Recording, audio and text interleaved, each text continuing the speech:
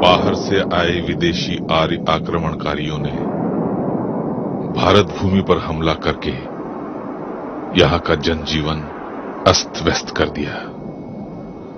मूल निवासी अनार्यों के घर-बार, नगर उजाड़ दिए गए, उनकी साधन संपत्ति लूट ली गई, शिल्प और कलाकृतियां नष्ट कर दी गई, जनजीवन अस्त व्यस्त हो गया।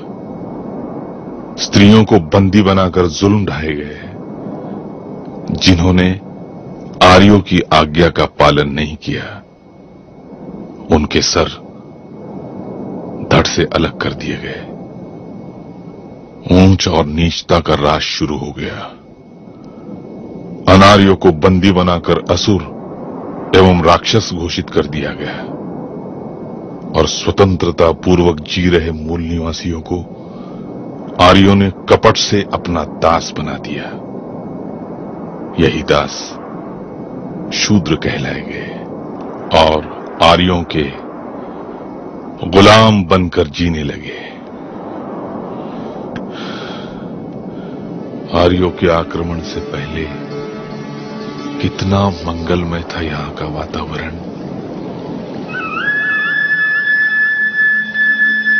भारतवर्ष के मूल निवासियों की संस्कृति विश्व की सबसे अधिक विकसित संस्कृति थी। सिंधु नदी के किनारे बसकर सारे भारतवर्ष में इस संस्कृति का विकास हुआ था। हरी भरी वादियां, लहलहाते खेत, कृषि के उत्पादन में वृद्धि, जीवन के प्रत्येक क्षेत्र में समृद्धि थी। हर आदमी अपनी इच्छानुसार समानता से जी रहा था, मनपसंद व्यवसाय कर रहा था। शिल्प हो, संगीत हो या नृत्य, हर कला को प्रोत्साहन मिलता था।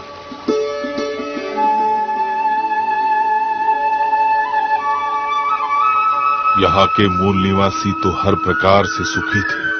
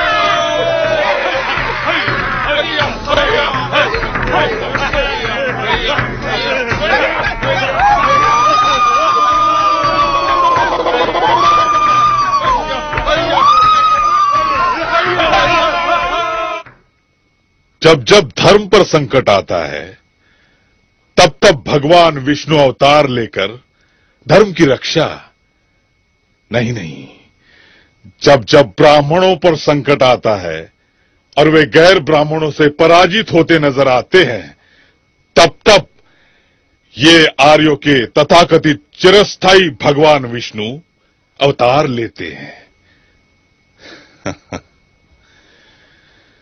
और पराक्रमी व बलशाली मूल निवासी राजाओं को कपट से मार डाला जाता है।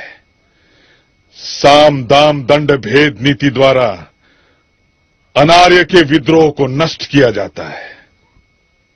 काल्पनिक भगवान का डर लोगों में फैलाकर ब्राह्मण अपनी श्रेष्ठता को बचा लेते हैं और हर युग में नित नए विष्णु भगवान के अवतारों की कपोल कल्पित कहानियां गढ़ लेते हैं।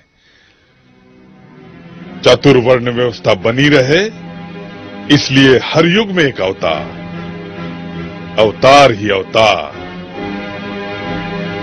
दशावतार की श्रृंखला में तथाकथित भगवान विष्णु ने मत्स्यावतार नामक पहला अवतार लिया। कहा गया कि हैग्रीव नामक असुर ने ब्रह्मा के मुख से वेद वाक्य सुन लिए थे, इसीलिए मत्स्य अर्थात मछली का रूप लेकर भगवान विष्णु ने उसका वध कर डाला। किंतु सत्य ये है कि सागर किनारे दक्षिण भारत में असुरों की अर्थात द्रविड़ों की सभ्यता विकसित थी।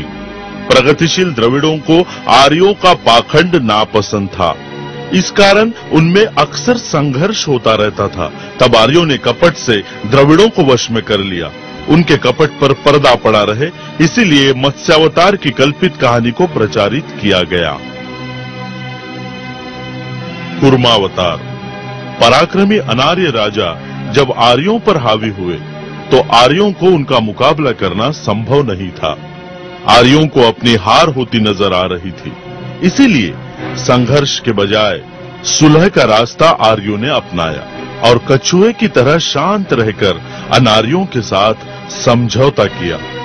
ये समझौता सागर किनारे किया गया, इसीलिए इसे समुद्र मंथन का नाम दे दिया गया। अपनी हार को आर्यों ने मूल निवासियों के साथ समझौते में बदल दिया और कछुआ नीति के आधार पर किए गए आपातकालीन समझौते को कछुआ अर्थात कूर्मावतार कहकर प्रचारित किया।